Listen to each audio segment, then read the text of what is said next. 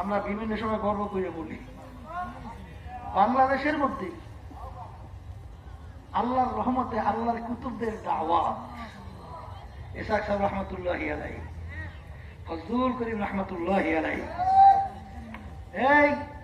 এই পটুয়াখালী জেলাটা হইল বাংলাদেশের ভিতরে মুজাহিদের দিক থেকে, অন্যান্য দিনই সংগঠন সহযোগী সংগঠনের দিক থেকে সারা বাংলাদেশের ভিতরে আল্লাহর রহমতে ফার্স্ট।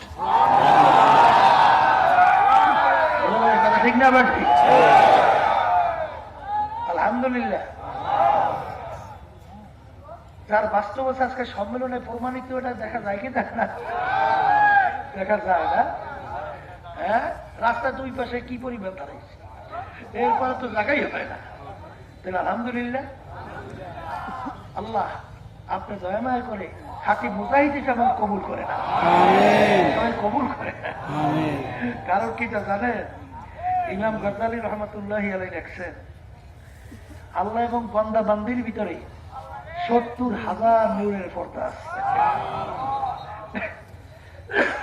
এক পর্দা পার হইয়া আল্লাহ পর্যন্ত পৌঁছা কোনো বান্দা বান্দি সম্ভব না। এই জন্য তো আল্লাহ রাসূল সাল্লাল্লাহু আলাইহি ওয়াসাল্লাম একদিন সাহাবায়ে কেরামদেরকে বলতেছেন যে আল্লাহর রহমত ছাড়া কেউ বেহেশতে যেতে পারবে না। সাহাবায়ে কেরাম বললেন, হে আল্লাহর রাসূল সাল্লাল্লাহু আলাইহি ওয়াসাল্লাম, আপনিও কি আল্লাহর রহমত ছাড়া বেহেশতে যেতে পারবেন না? আল্লাহ রাসূল সাল্লাল্লাহু আলাইহি ওয়াসাল্লাম বলেন, আমি আল্লাহর রহমত ছাড়া বেহেশতে যাইতে পারবো না। এর অর্থ কি? এই আল্লাহর বান্দারা, এই জন্যই আল্লাহর ওলিরা দোয়া করেন, হিসাবাই ইয়াসীরা, হে আমার মালিক হিসাব তো নেবেনি, তাহলে এমন হিসাব নেবেন যেটা সহজ। সহজটা কি? এই বান্দা বান্দি কি নিয়ে আসছো? মালিক আপনার হুকুম অনুযায়ী, আপনার নবী রাসূলের তরিকা অনুযায়ী, সাধ্য অনুযায়ী চলার চেষ্টা করিয়া তারপর আসছি। আমি তো সব জানি, আমি সব চেষ্টা করছো, করছি, যা মা যা মা। আর যদি বলে এই যে করছো কা, এরকম করছো কেন?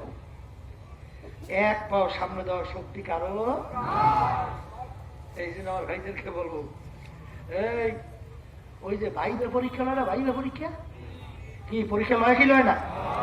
দেখবেন যারা পরীক্ষক, যদি কোনো ওই যারা নাকি প্রার্থী থাকে কারো প্রতি যদি তার আন্তরিকতা থাকে, তখন ওই পাগলামি সাগলামি দুই একটা কথা বলতে যে বাড়ি কই, কি করছো, কি লইয়ে এই অমুক অমুক সালাম দিত, একটু একটু অমুক করতো সমুক করতো, এই যা পাস।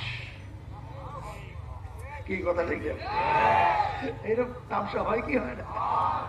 আর যেটা ঠেকাইতে চায়, এইটার উত্তর দেয়, ওইটার উত্তর দেয়, ওইটার উত্তর দেয়, পারে হিসাবাই। এই জন্য হাদিসের ভিতরে আসছে, ইন্নাল্লাহা লা ইয়ানজুরু ইলা সুওয়ারিকুম ওয়া আ'মালিকুম ওয়ালাকিন ইয়ানজুরু ইলা নিয়াতিকুম ওয়া কুলুবিকুম আও কামা ক্বালা আলাইহিস সালাতু ওয়াস সালাম। আল্লাহ রাব্বুল আলামিন বান্দা বান্দী শুধু বাহ্যিক আমলের দিকে তাকায় না, অন্তরের দিকে তাকাই থাকে। এর দিকে তাকায়, এই বান্দা বান্দীর দিলের অবস্থানটা কি? আজকে মুজাহিদ আল্লাহর বান্দারা যারা এখানে আসছে, মালিক তাকাই গেছে অন্তরের দিকে। কথা দেখি না?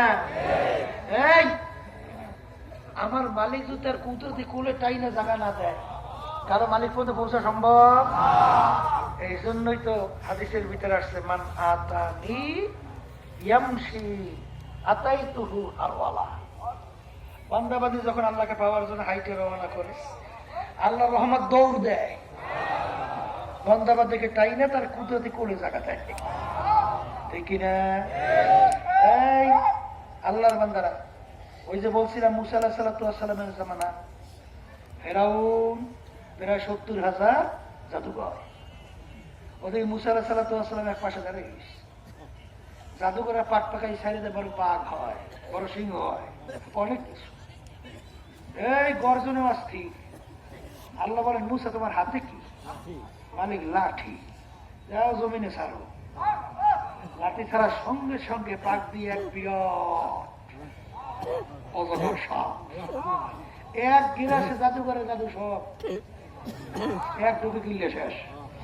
ওই সময় আল্লাহ রাব্বুল আলামিন ওই জাদুঘরদের সামনে থেকে 70,000 নূরের পর্দা উঠাইয়া আল্লাহ রাব্বুল আলামিন তাদের সঙ্গে খাস বান্দা হিসেবে গ্রহণ করে নিয়েছিল না।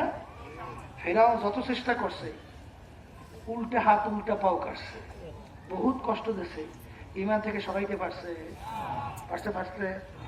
পারে নাই। এই জন্য আমার বাজানদেরকে বলবো, মরণ লাগবে। কি লাগবে? হ্যাঁ, কি লাগবে?